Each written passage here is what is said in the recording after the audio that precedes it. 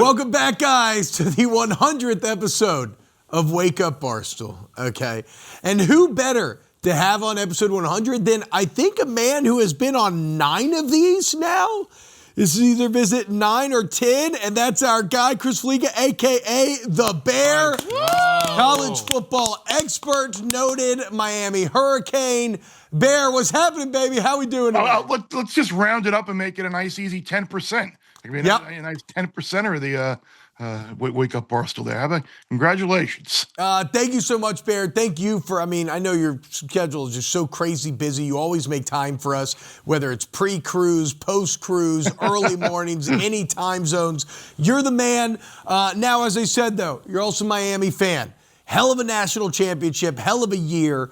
I mean, by years in, Bear, would you agree with this? Like, Miami, objectively, I would say, clearly the second best team in the country. Oh, the two best teams in the country were in the championship game. And I think that's what people were forgetting. And that was part of my angst during the end of the season with the way Miami was playing, and people were forgetting about the conversations that we were having earlier in the year. And it was a great title game. It was a game won on the margins. It was decided by 4 or 5 high leverage plays, each of which went Indiana's way. Yeah. And that was something that the Hoosiers capitalized on all year long, whether it was a third down or a fourth down or the biggest sequence of the game was the punt that Malachi Tony fielded on his own 5, which, by the way, he had a throwback planned on the other side. Did you see that? But the punt and the coverage was so perfect you didn't have time to do it. And then the third down to Becker. So every big play went Indiana's way, and it was a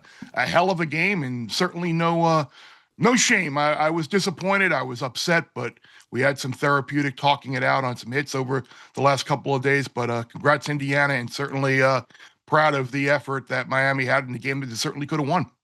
I think a 14% post-game win expectancy for Indiana, Bear. Kind of to your point about how the high leverage plays decided this one. To keep it with Miami for a second here, because we got Coogan coming on, so we're going to talk plenty of Indiana. This feels like in this moment something that Miami should be able to build on. What do you think the blueprint going forward is to keep this momentum going? It's pretty much what Mario Cristobal and that staff has been doing for the last couple of years, building in the trenches, picking up certain pieces in the portal to help fill in those gaps. And you've seen it so far. I mean, you could have whatever opinion you want of the portal and the way things go down. And I certainly have mine, and certainly am not a fan of it. But here we are. But the way, if you look at how Mario Cristobal has emphasized the trenches, and you look at their defensive line, there's a tweet circulating out there of the top 20 or 15, whatever, defensive line recruits over from 3 years ago, and 5 of them now are going to be playing for Miami next year, including Damon Wilson, who transferred in. So if they indeed are successful in bringing Darian Mensah in, along with one of his wide receivers, Malachi Tony looks like a star. He already is a star. Looks like a Heisman type guy. Offensive line. You continue to win in the trenches. It kind of splinters to every other aspect of the game. And you look at the schedule next year, you've got the game at Notre Dame, obviously, which will be a difficult game. But that loss at SMU last year might be their last ACC loss for quite some time. Yeah, so I don't want to bogart the Bear here, but do you have any inside info on Mensah? Anything you can update us with? All I know is what the people who are a lot smarter than me tell me, and the people within the Miami chat that I'm part of who actually a couple of attorneys in there, they ultimately think the way this is going to end is some type of arbitration where Miami pays Duke a certain amount of money to get him out of his deal, and then they'll wind up paying Mensah whatever NIL deal possible. Now, whether he is forced to enroll late, whether he's forced to enroll in the summer, nobody knows. But I think the likelihood is high that the expectation is that Darian Mensah will be the Miami quarterback next year. Okay, there you go. Bear, obviously, like you were saying about the trenches, I was talking to our offensive line. They said that front on Miami is the best front they played all year. I thought the exterior guys, Mesidor and Bain, would take over But 99-5 were unbelievable in the interior, and they gave Pat, Bray, and Drew a lot of trouble, and we're going to talk to Pat when he comes on. Mm-hmm. But, I mean, are these guys coming back? Are they all gone? No. Excuse me. And 99-5 for both Scott. Justin Scott is back. Wow. Ahmad Moten is back as well. And the Lightfoot, who played a little bit in that game, who was a highly thought of guy who had some big plays in the playoff, he's back. You bring in Damon Wilson. They got some guys there. Armando Blunt, who was one of the best recruits in the country.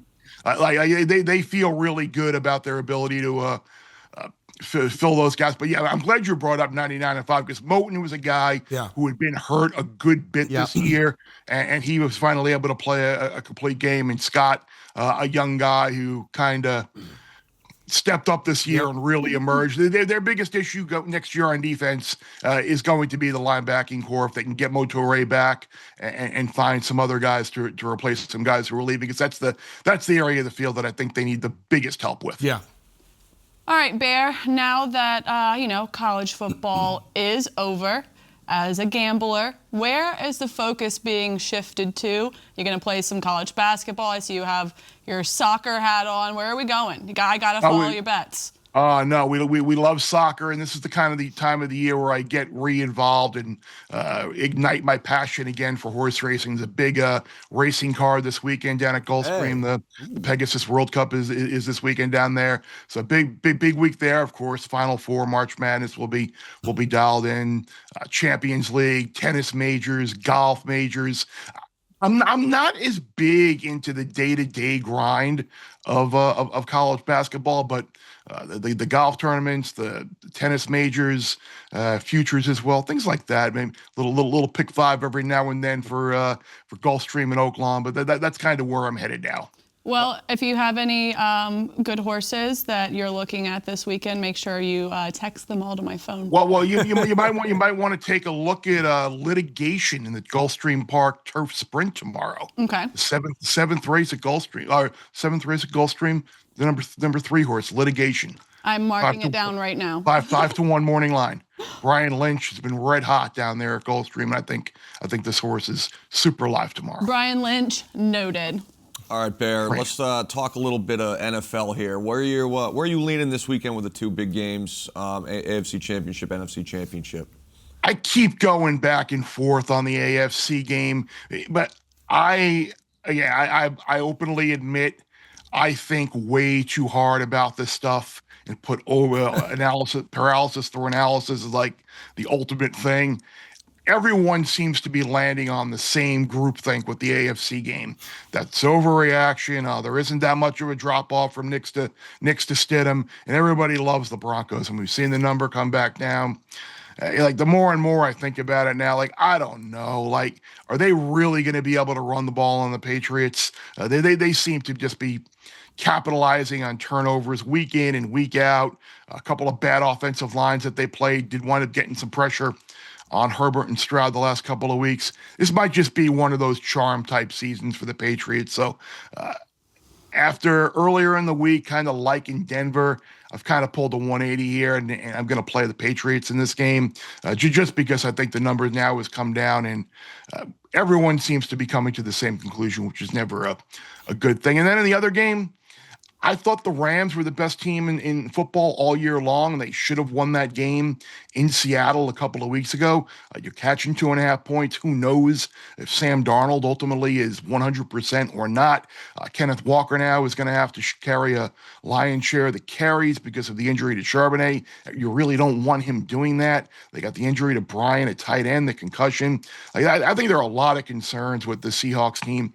But again, on the other side, the Rams, you've got the injuries as well. You would think that Seahawks defense would do a better job on Nakua this time. I do like the Rams plus the points here, but again, wouldn't shock me if the Seahawks won, but I thought the Rams were the best team. So I think we're going to get a rematch of that absolutely disgusting Super Bowl from a couple years ago, Rams-Patriots, which was what was it, 10-3 or 13-3 or something? 13-3. Disgusting game. Hopefully be a little bit better this time around. All right. Bear, you got any player props or anything outside of spread that you're going to be looking at this weekend? I think the Nakua receptions prop, maybe not the yardage, but over 7.5 receptions, I think, was something that I would potentially look at. Obviously, I think they're going to continue to feed him the ball. But you would expect Seattle to do a better job. But I think Nakua's reception prop over would be one that I would look at. And maybe the Jared Stidham passing prop yardage over it. I think Sean Payton, you can't just go out there and run Harvey. And I know Dobbins was activated to practice. I don't know if he's going to play. This isn't going to be a game where they're going to be able to just run those backs into the line of scrimmage against New England. They're going to have to try and throw the ball with Stidham. So I'd look at a Stidham yardage prop over. And again, if they're behind in the game, that obviously helps that prop too. Bear, as you know, we're all kind of college football guys and gals here. What is your off-season process looks like? Like, when do you start to study up? When do you start to lock back in? How do you cope? How do you handle the long dark of the college football off-season?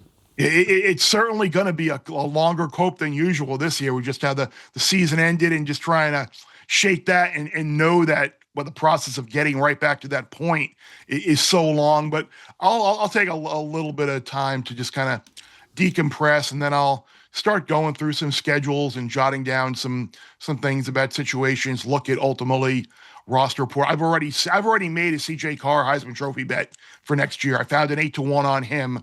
You look at the Notre Dame schedule for next year. They got the home game against Miami, and outside of that, it's really, really favorable. It's going to be a team in the preseason top 5. He already has the equity built up from last year. So I think did I say CJ Stroud? Because I meant CJ Carr. Yeah.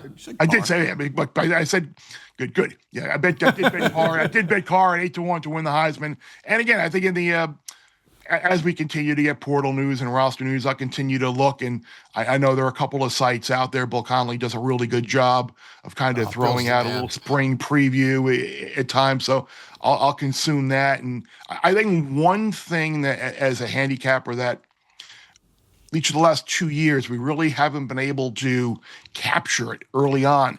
2 years ago, you had Arizona State.